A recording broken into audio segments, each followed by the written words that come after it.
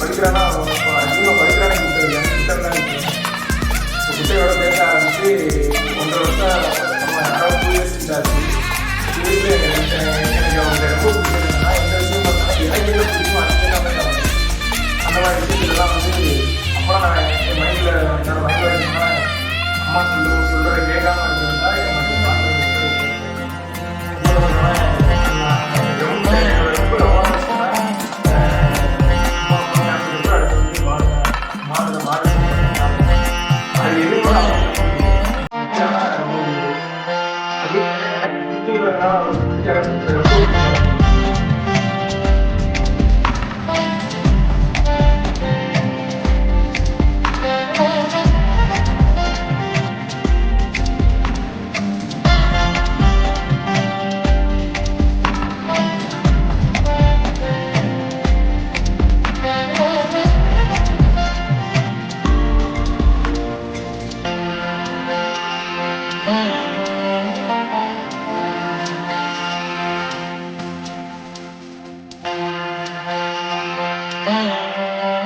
ஜல்லிக்கட்டு காலையெல்லாம் அவங்களுக்கு பிடிச்சிருக்கான்னு தெரியல.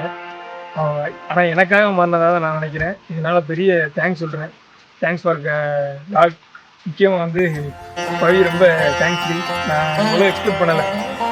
நான் நேராக பார்க்கும்போது தான் இந்தளவுக்கு சகஜமாக காலைகளோட பழகிறதுலாம் எனக்கு பெரிய சர்ப்ரைஸாக இருக்குது.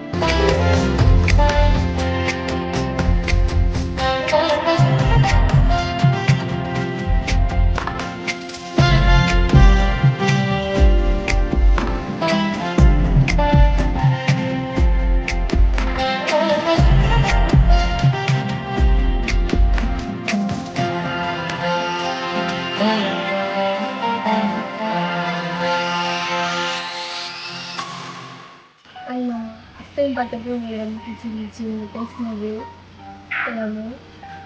நீங்கள் போன மந்த் 23 கிளம்பிட்டீங்க. அப்போ இருந்து உங்களை ரொம்ப நான் மிஸ் பண்ணேன். இப்போயும் ரொம்ப பிஸியாகவே இருக்கேன். இப்போ கூட மிஸ் பண்ணிட்டு தான் இருக்கேன். எப்போ ஃப்ரீயாகவே எனக்கு தெரியல. ஃபஸ்ட் டைம் பார்த்தப்ப நான் கனடா போகணுன்னு சொன்னப்போ நீங்கள் அக்செப்ட் பண்ணது எனக்கு பெரிய ஷாக்காக இருந்துச்சு. அதுக்கப்புறம் வீட்டில் உள்ளவங்கள்ட்ட பேசுனதில் வச்சுன்னா எனக்கு ஓகே லைஃப் லாங் கூட இருக்கலான்னு தோணுச்சு. ப்ளஸ் இப்போ வர நான் எல்லாத்துக்கும் நீங்கள் சப்போர்ட் பண்ணிகிட்ருக்கீங்க. எல்லா விஷயத்துலையும் எனக்கு கெரியர் எல்லாத்துக்குமே நீங்கள் ரொம்ப சப்போர்ட்டாக இருக்குது. எனக்கு ரொம்ப பிடிச்சிருக்கு. கடைசி வரை இப்படியே இருக்கணும்னு ஆசைப்படுறேன். ரொம்ப கேரிங். எனக்கு ஒன்றா ரொம்ப கஷ்டப்படுவீங்க. எப்போவுமே நீங்கள் என் கூடவே இருக்கணும்.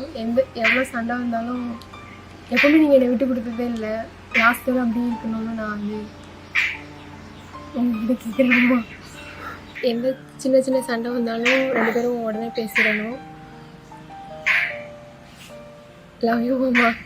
உங்களை ரொம்ப மிஸ் பண்ணுறேன். Happy marriage life.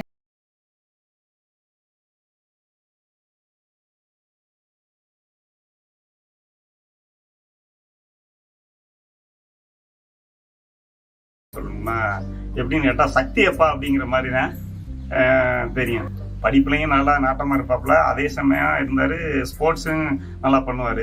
அப்போ இருந்து அவர் ஒரு கேப்டனுங்கிற மாதிரி ஒரு இமேஜிங்கில் அவர் இது பண்ணதுனால எல்லாருக்குமே சக்தி பிடிக்கும். இவர் எப்படின்னு கேட்டிங்கன்னா நகரத்தில் இருக்க பொண்ணு வேணாம். இவருடைய ஃபஸ்ட்டு கண்டிஷன் வாழ்க்கை விசுமாரி. ஃபஸ்ட்டு கண்டிஷன் டவுனில் இருக்க பொண்ணு வேணாம். அதே மாதிரி ஃபேஸ்புக் யூஸ் பண்ணுற பொண்ணு வேணாம். இப்படியாகப்பட்ட கண்டிஷன். மெரினா புரட்சியில் கொஞ்சம் தீவிரமாக உள்ளது. எல்லாருக்கும் தெரியும். மெரினா புரட்சிங்கிறது எதை சொல்கிறேன் மென்ஷன் பண்ணுறேன் அப்படிங்கிறது தெரியும். ஜல்லிக்கட்டு, வடமாடு இதில் கொஞ்சம் விருப்பமாக இருப்பாப்புல. அதனால் அந்த வடமாடு இது வச்சுருக்கேன், அதை வந்து நான் மென்ஷன் பண்ணி சொல்லி அவர்கிட்ட பேசி அவங்க ஒப்புதல் வாங்கினாங்கன்னா பண்ணைக்க நம்ம ஒரு முடிவுக்கு வரலாம் அப்படிங்கிற மாதிரி அவர் மனசில் பட்டுருக்குங்களா. எந்த ஒரு விஷயங்களாக இருந்தாலும் 2 பேரும் பேசி அவங்க ஓகேன்னு சொல்லி முடிவு பண்ணிட்டாங்கன்னா எந்த இதுவும் வராது. நமக்கு எப்படி யார் மருமகளாக வரப்போகிறாளோ அப்படிங்கிற மாதிரி இருந்தேன். இப்போ கடைசியில் பார்த்தீங்கன்னா காலத்தினுடைய சூழலில் அதே பிஎஸ்சி நர்சிங் மக போனதுக்கு எனக்கு மருமகளாக வந்து பிஎஸ்சி நர்சிங் வர்றாங்க. எதுக்கு சொல்கிறேன்னு கேட்டால் எங்கள் வீட்லேயும் ஒரு மருத்துவ குடும்பம் எனக்கு அடுத்து கண்டிப்பாக இருக்குது அப்படிங்கிறது எனக்கு பெரிய பெருமையாக இருக்குது. அந்த பெருமை வந்து என் மருமகளுக்கும் அதை சார்ந்து என் மகனுக்கு தான் சேரும்.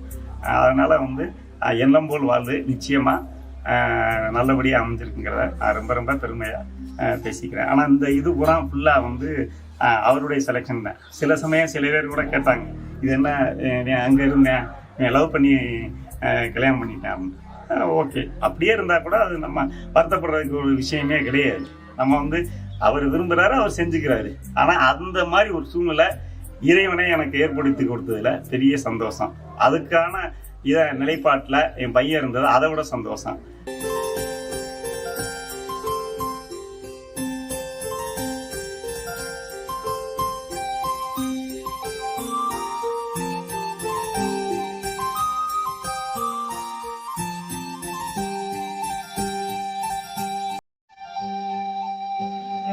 ரொம்ப பிடிக்கும் எனக்கு. எங்கே போனாலும் எனக்கு விட்டுட்டு இருக்கிற மனசு வராது. எல்லாருக்கும் இதோட அந்த போவே வர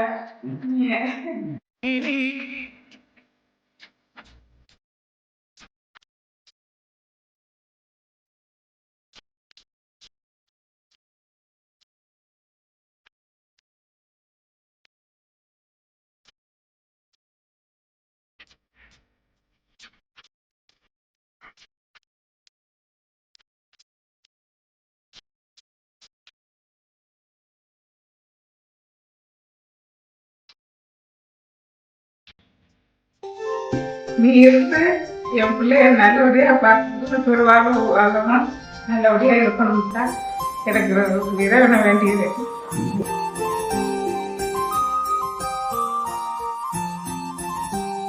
வர்ற வரைக்கும் ஒரு 6-7 வயசு வேறு டைம் நான் வெளிநாட்டில் இருந்ததுனால அந்த சேட்டை பண்ணதெல்லாம் தெரியாது. நான் வரும்போதெல்லாம் ரொம்ப படிப்பு, அது மட்டும்தான் அது என்னுடைய குறிக்கோள். அப்படிங்கிற மாதிரி போயிட்டு படிப்பில் ரொம்ப கட்டிக்காரப்பில்லை. கல்யாணம் முடிஞ்சு நல்லபடியாக வந்து மாமனார் மாமியாரை அனுசரித்து சீரோடு சிறப்போடு பல்லாண்டு வாழணும். எல்லா செல்வமும் பெற்று நலமோடு வளமோடு வாழ இறைவனை வாழ்த்துகிறேன். எங்கள் அக்கா பேர் பவித்ரா. எங்கள் கூட இதுவரை இருந்ததே இல்லை. எல்லாமே ஆயா வீட்டில் தான் இருந்தாங்க. இப்போயும் வெளில தான் இருக்காங்க. ரொம்ப மிஸ் பண்ணுவோம். அயன் லேடி எங்கள் ஃபேமிலியோட பில்லர் அவங்க தான்.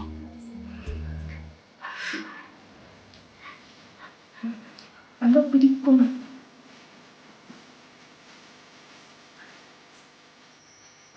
அது போதும்.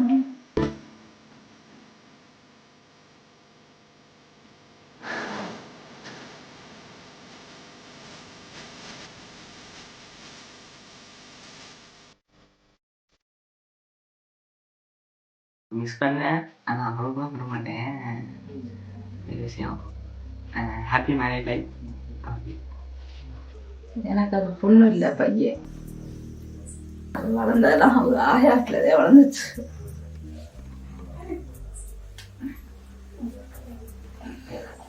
மாமி மாதிரி படிக்க வச்சாங்க. அதனுடைய முயற்சினால இன்னைக்கு சிங்கப்பூர் போய் சம்பாதிச்சுட்டு இருக்கு. ஆம்பளை பிள்ளை மாதிரி.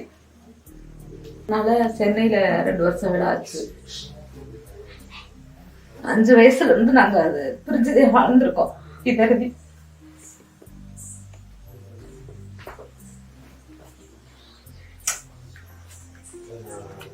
அது எல்லா விஷயத்தையும் சமாளிக்கும். அதனால அதுக்கு எல்லாமே தெரியும். எங்களை விட அது திறமையா இருக்கும்.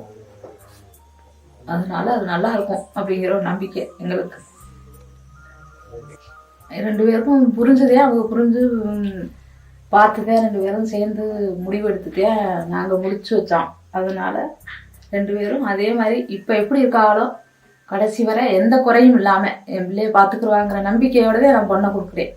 அதனால் 2 பேரும் சந்தோஷமாக இருந்து எங்களுக்கும் பேர் வாங்கி கொடுத்து இருக்கணும். 16 பெற்று பெரும்பாலும் வாழ வாழ்த்துகிறேன். நல்லபடியாக இருக்க இறைவனை வேண்டுகிறேன். ஜூன் 1 என்னோட லைஃபோட நெக்ஸ்ட் ஸ்டேஜ். இவ்வளோ நாள் சிங்கிளாக ட்ராவல் பண்ணேன். இனிமேல் வந்து 2 பேராக ட்ராவல் பண்ண போகிறோம். எந்த ஒரு இது வரைக்கும் நான் தப்பு பண்ணியிருந்தாலும், ஏதோ ஒரு சின்ன மிஸ்டேக் பண்ணியிருந்து ஏதாவது மனஸ்தாபம் இருந்தாலும் சாரி. Happy married life. இது வரைக்கும் என் வீட்டில் பார்த்துக்கிட்டதை விட நான் நல்லாவே பார்த்துக்க ட்ரை பண்ணுறேன். Love you good.